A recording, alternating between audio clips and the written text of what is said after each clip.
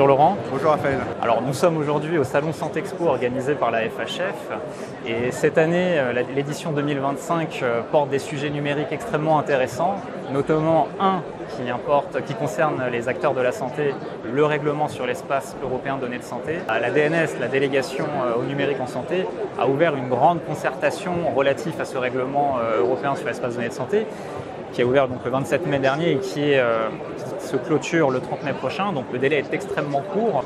La FHF travaille quotidiennement avec la DNS.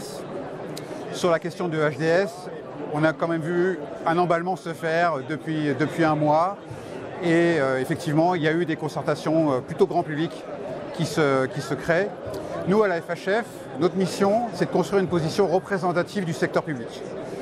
Pour construire une représentation forte, eh bien, il faut qu'on active les rouages de la fédération pour avoir les avis des délégations régionales, des établissements référents. Ça prend du temps. Donc aujourd'hui, on n'a pas participé encore à ces réunions avec la DNS, mais après Santexpo, la FHF remettra ses conclusions sur le règlement HDS et ses recommandations. Et ceux-ci auront été construits avec l'ensemble du secteur qui participe à la construction de nos positions à la FHF. Justement, dans le cadre de ce règlement, il y a une obligation qui s'impose aux détenteurs de données de santé et donc les établissements publics de santé, c'est l'obligation de mise à disposition des données de santé électroniques qui sont visées par le règlement. Alors cette obligation, elle fait un petit peu peur parce qu'évidemment, elle constitue un énorme spectre de données concernées. Est-ce que cette nouvelle obligation impose aux établissements de santé de réfléchir un peu plus à l'opportunité d'obtenir un entrepôt de données de santé? Et est-ce que, si c'est le cas, on va avoir une explosion des EDS en France dans les années à venir? À mon avis, il n'y aura pas une explosion des EDS en France dans les années à venir, vu le coût que représente un EDS. Est-ce que ça va donner de l'attrait à la data? Probablement que l'IA en donnera plus que la réglementation européenne, puisque la première marche de l'IA, c'est de disposer de data que l'IA pourra faire fonctionner. Aujourd'hui, la grande question, ce qui pourrait être même un virage pour l'établissement, ça va être celui de poser une stratégie de data, de manière à pouvoir disposer de data de qualité, de pouvoir faire du pilotage au sein d'établissements sur cette data, donc d'améliorer sa propre performance en analysant ses propres données, ensuite d'alimenter les EDS qui sont autour pour participer à la recherche et ensuite au HDH au niveau national.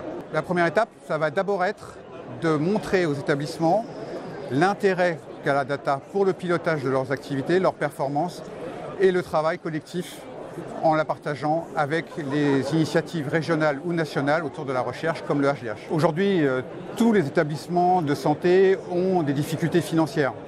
Construire un EDS, c'est un choix qui se fait au détriment d'autre chose. La plupart des établissements, en grande partie des CHU, pratiquement tous les CHU sauf un, mais c'est en cours de construction, ont investi depuis 10 ans sur ces EDS-là, et ça a un coût. Si EHDS amène à un système où les entrepôts de données de santé finalement seront des plateformes techniques qui doivent distribuer de la donnée à des tiers, on risque d'avoir, contre une redevance qui est fixée et aujourd'hui qui est prévue pour être minimaliste, on risque de perdre des recettes. Aujourd'hui, les établissements, ils savent négocier des droits de propriété intellectuelle, des partenariats de recherche et dans ces partenariats, il y a des investissements partagés et des gains partagés.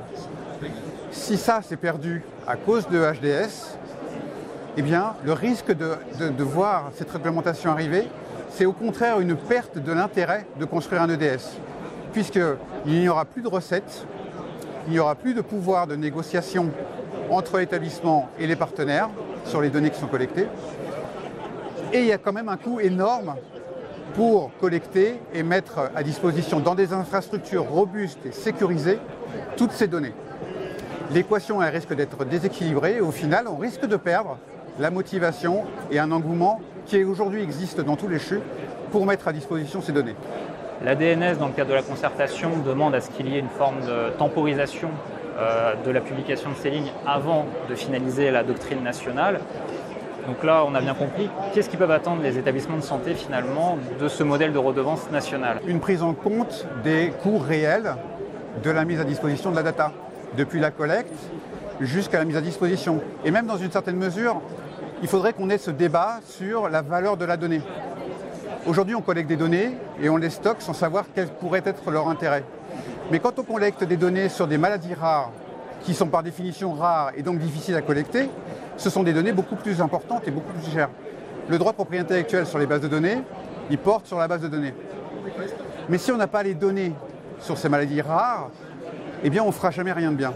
Donc le coût, il est apporté sur la donnée et sur la capacité à collecter de cette donnée, plus qu'encore que sur l'infrastructure ou l'intelligence artificielle qui va faire tourner l'algorithme pour trouver une solution. Donc les établissements attendent une valorisation, un débat sur la valeur de la data.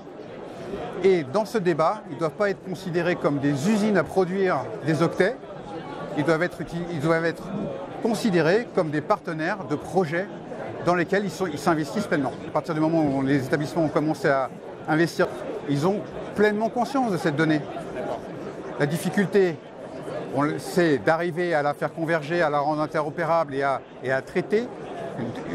C'est un vrai travail, mais ça fait 10 ans qu'ils investissent et ça date d'ailleurs de la mission de Cédric Villani où il y avait eu, suite à ce rapport, un financement décidé au niveau ministère pour aider à la construction des EDS. On peut d'ailleurs aussi relever que dans la concertation de la DNS, il y a certaines fiches thématiques qui ont été mises à disposition des acteurs pour qu'ils puissent participer à la concertation, mais aucune de ces fiches n'aborde la thématique de la propriété intellectuelle, bien qu'il y en ait une sur les redevances. L'enjeu, c'est effectivement de savoir qu'est-ce qu'on est en train de donner. Sommes-nous en train de donner les bijoux de famille contre des promesses à des industriels qui ne contribuent pas au bien commun? Si c'est ça, alors notre système de santé, il est en danger. Si au contraire, on collecte de la donnée et on en fait un bien commun et on le gère de manière collective avec un système équilibré, alors on va apporter des gains dans les parcours, dans la fluidification, dans le médicament, dans l'industrie et ce sera parfait. Donc on n'a pas encore réglé et aujourd'hui EHDS ne nous a pas sorti de la difficulté de savoir si les gains vont être, où vont être les gains et est-ce qu'ils vont être équitables. Moi je m'alerte quand je vois des études qui montrent que les plateformes de monétisation de la data vont multiplier par 4 leurs gains dans les 10 prochaines années. Ils savent que la donnée de santé, elle a une grande valeur et les data brokers sont en train d'afficher des courbes de rentabilité sur cette donnée-là. Quelle sera la part des établissements dans ces bénéfices? Quelle sera la part de la France dans ces bénéfices-là et de l'Europe? Donc on comprend que les établissements de santé se reposent sur un trésor de guerre, mais la question est, est-ce qu'ils ont envie de le partager? C'est effectivement un trésor de guerre, c'est même un trésor national. Cette donnée-là, elle est très précieuse puisqu'elle va permettre de faire plein de choses. Et c'est un paradoxe que de vouloir la partager. Mais pourtant, il faut la partager. Et les établissements de santé la partagent déjà. C'est ce qui crée l'initiative des EDS. Et dans les EDS, il y a généralement le CHU. Et aujourd'hui, autour du CHU, au sein du GHT, les établissements, les centres hospitaliers sont raccordés pour donner la donnée. Donc l'intérêt, c'est de partager cette donnée pour faire des plus gros projets et de compléter cette donnée qui existe dans chaque établissement avec les données des autres. L'établissement la partage au niveau local, en la consolidant, au niveau régional, soit au niveau du GHT avec un CHU, soit au niveau de GIP comme le GIP Oura ou le GIP dans l'Est qui s'est formé pour centraliser la donnée de plusieurs établissements et la mettre en évidence. Et puis au-dessus, au niveau du HDH, pour un partage au niveau national et international. Oui, les établissements veulent partager cette donnée. Oui, ils la partagent depuis 2007 et même bien avant la création des plateformes. Et c'est pour des enjeux qu'ils ont bien en tête.